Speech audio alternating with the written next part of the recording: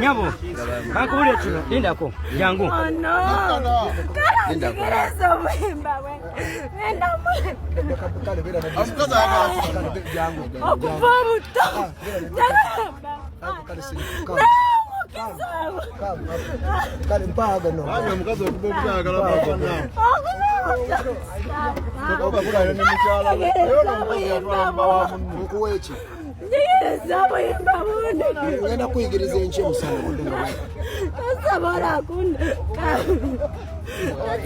Kati oli mujembe oba byokola?